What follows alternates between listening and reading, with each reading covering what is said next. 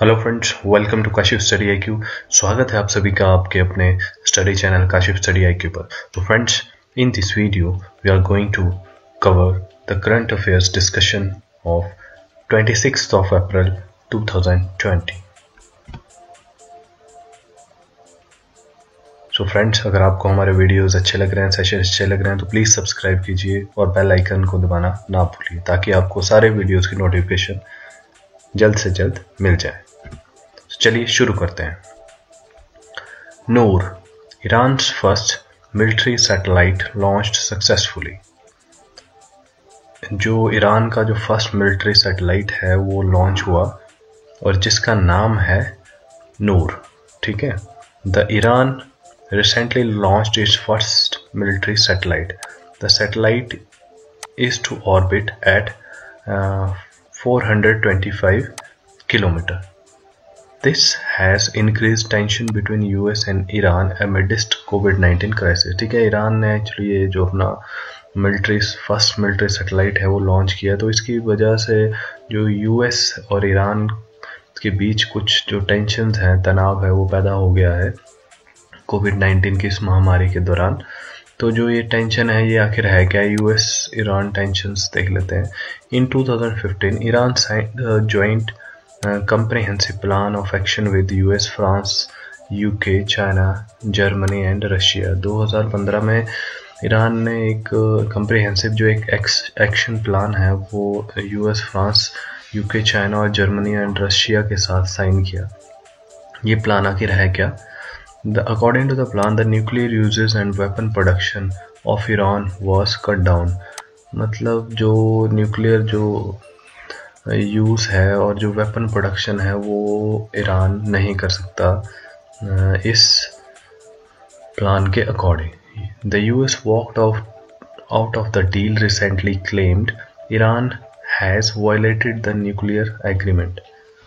तो US जो है इस प्लान का जो एक्शन प्लान जो साइन हुआ था सब कंट्रीज के बीच और ईरान के बीच, तो इससे US निकल गया बाहर। क्यों निकला? क्योंकि US का कहना है कि ईरान जो ये एक्शन प्लान है इसको वायलेट कर रहा है, जो न्यूक्लियर एग्रीमेंट प्लान है।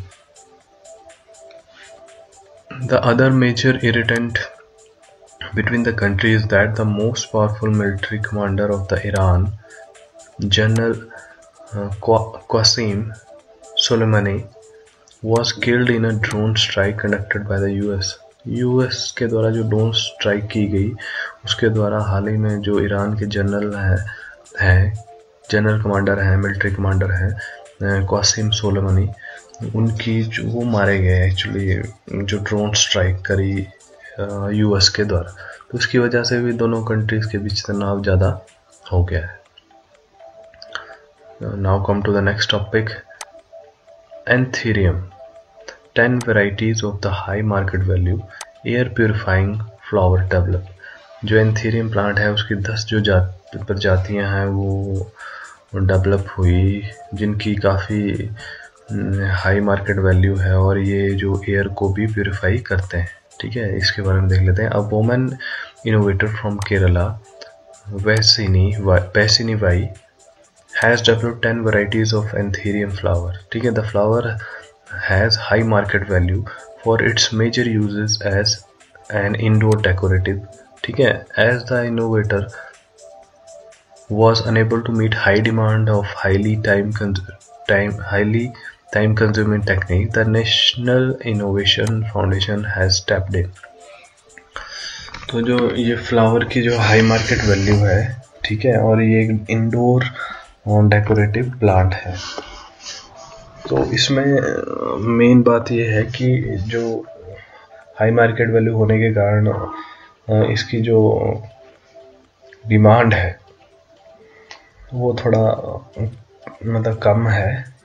तो उसकी डिमांड को बढ़ाने के लिए और उसकी जो बिक्री है उसको करने के लिए जो नेशनल इनोवेशन फाउंडेशन है वो आगे आई है, ताकि जो इनोवेटर हैं, जो वैसिनी बाई हैं, उनकी कुछ हेल्प हो सके। Next is DST develops advanced mapping tool to map nano mechanical material. ठीक है, the advance research centre for powder metallurgy and new material operating under Department of Science and Technology has developed nano blitz 3D।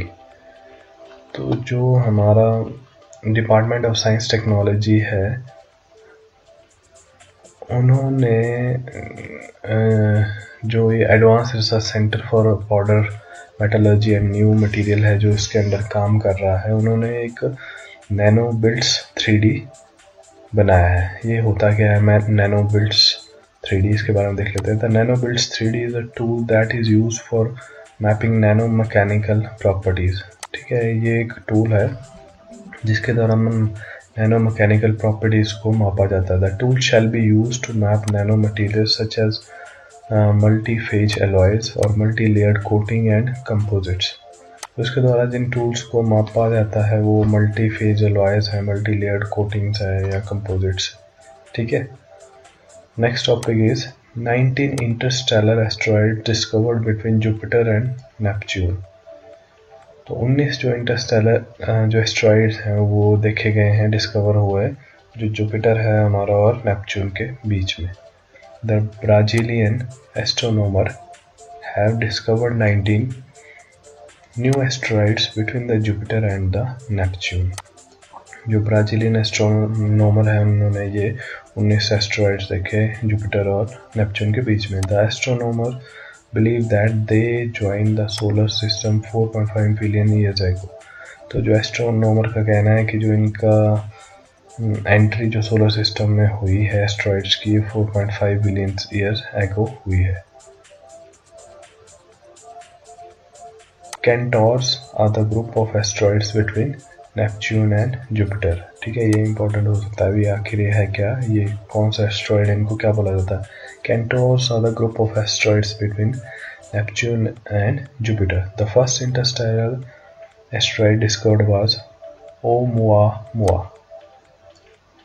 Oumuamua, ठीक है, जो first interstellar asteroid जो discovered हुआ उसका नाम है Oumuamua. Next is UNCTAD cancel 1 trillion US debts owned by developing countries। ठीक है, तो जो United nation conference on trade and development है उसके द्वारा हाल ही में अनाउंस किया गया है कि उसने जो 1 ट्रिलियन US डॉलर जो कर्ज है जो डेवलपिंग कंट्रीज़ है उसका माफ़ कर दिया। वो इसलिए माफ़ कर दिया है क्योंकि ये जो कोविड-19 की जो महामारी है इसको देखते हुए ये कर्ज माफ़ी दी गई है। नेक्स्ट टॉपिक इज इम्पोर्टेंट है अप्रैल 25 world malaria day. Every year on April 25, the World Malaria Day is marked by several international organizations, including World Health Organization। हर साल जो है 25 अप्रैल को वर्ल्ड मलेरिया डे मनाया जाता है। ठीक है, और ये मनाया जाता है हमारे वर्ल्ड हेल्थ ऑर्गेनाइजेशन है जो WHO है उसके द्वारा हर साल अप्रैल 25 को मलेरिया डे के रूप में, वर्ल्ड मलेरिया डे के रूप में मनाया जाता है।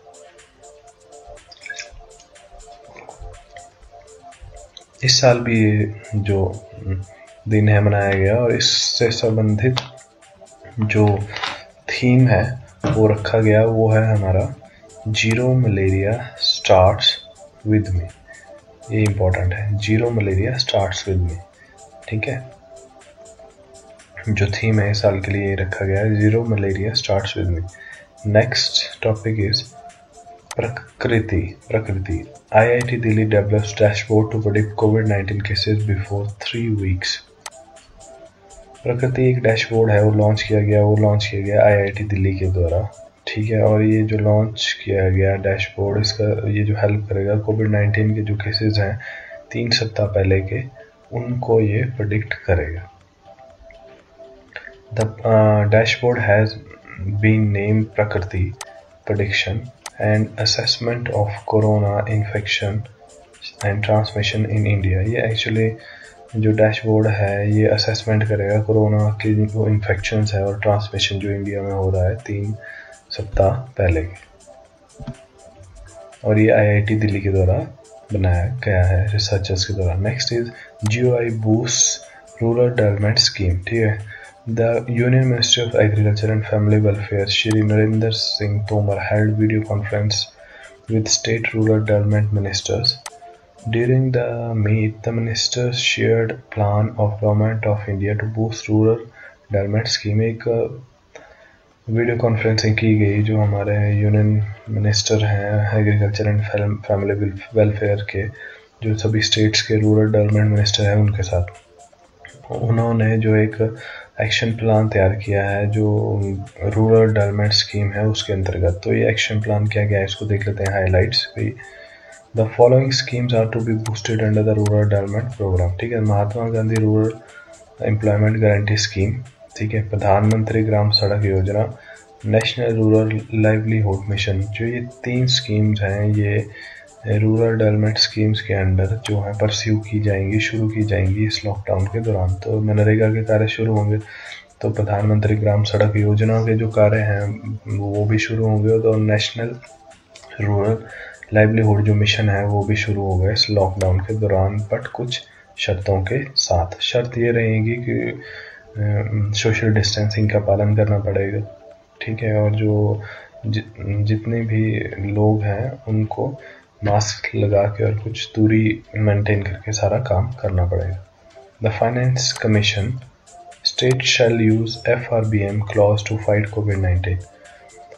The Finance Commission has advised the state government to use the clause FRBM Fiscal Responsibility Act in order to raise additional source to fight against COVID-19। जो फाइनेंस कमीशन है उसने state को बोला है कि वो जो FRBM क्लॉज है जो फिजिकल रिस्पॉन्सिबिलिटी एक्ट के अंदर आता है तो उसको वो यूज़ कर सकते हैं अपनी जो आय है उसको ज़्यादा जनरेट करने के लिए, रिसोर्सेज जनरेट करने के लिए, ताकि कोविड-19 के अगेंस्ट लड़ा जा सके।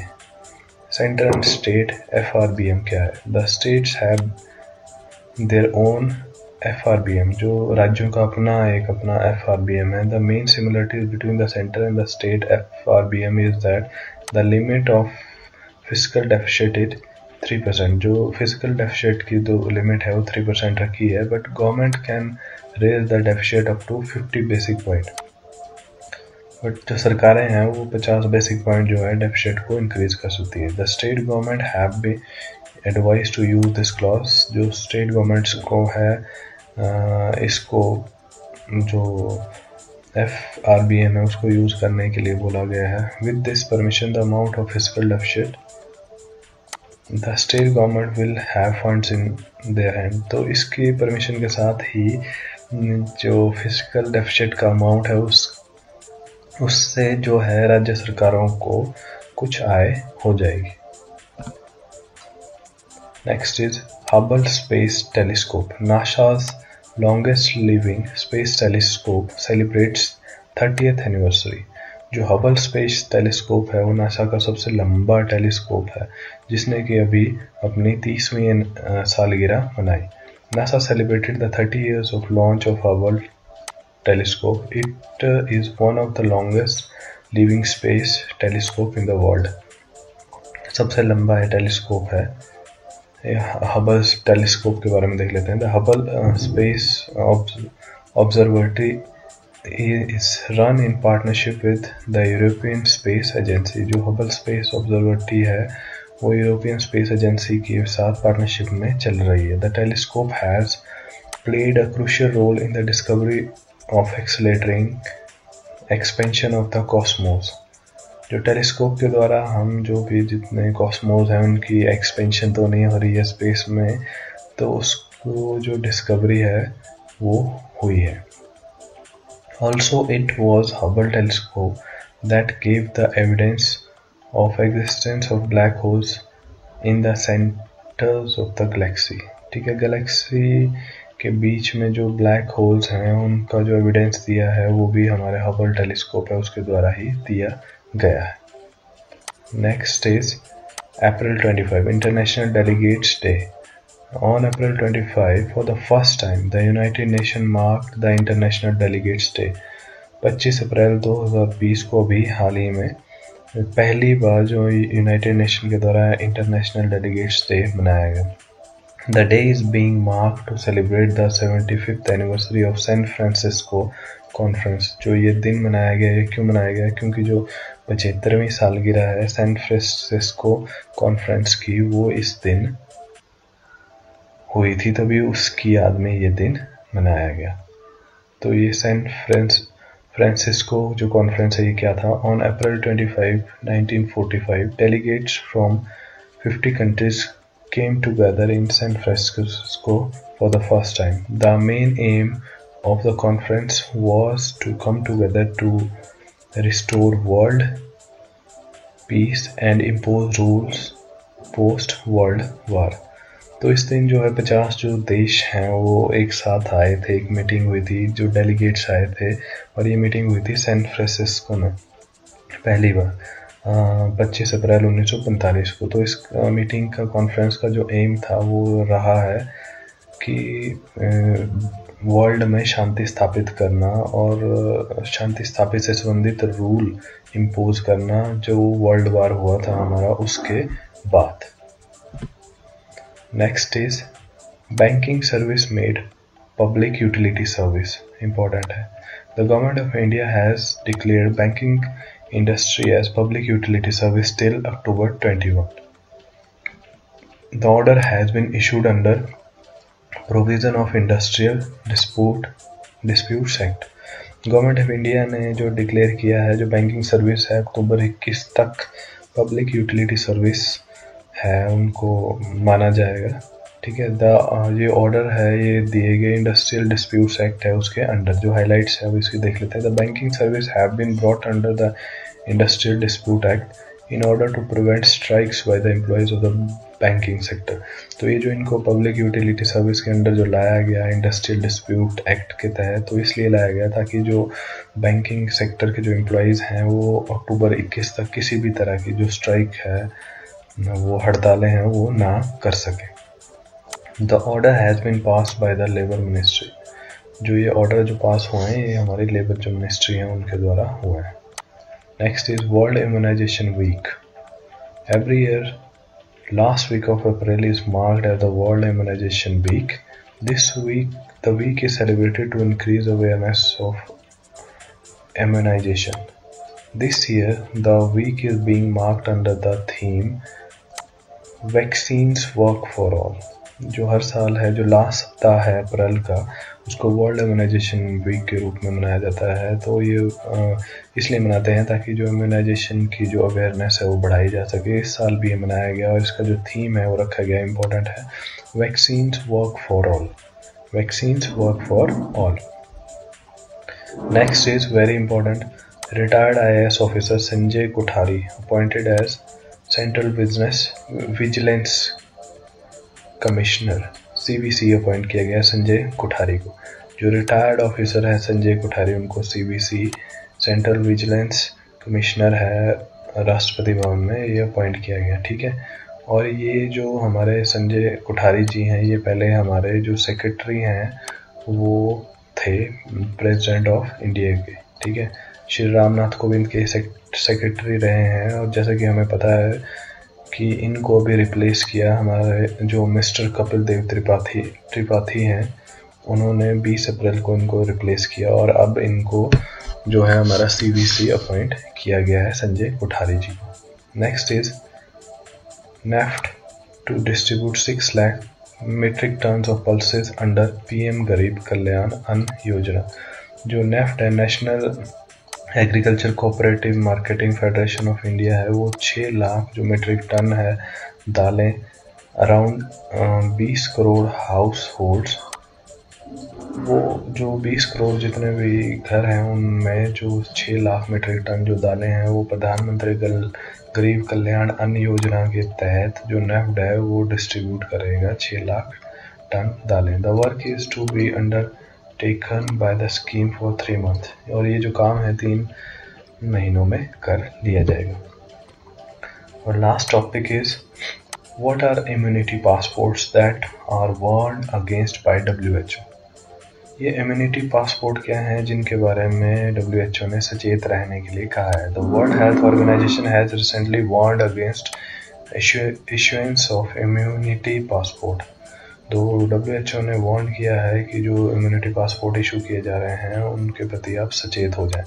The organization is against the concept that there is no evidence till now that the people who have recovered from COVID-19 or developed antibodies will not get infected again. तो WHO ने ये बोला गया है कि अभी तक कोई ऐसा एविडेंस नहीं है जिसमें ये बोला जा सके जो COVID-19 के जो पेशेंट है जो रिकवर हो गए और उनमें एंटीबॉडीज भी डेवलप होगी वो फिर से इन्फेक्टेड ना हो सके।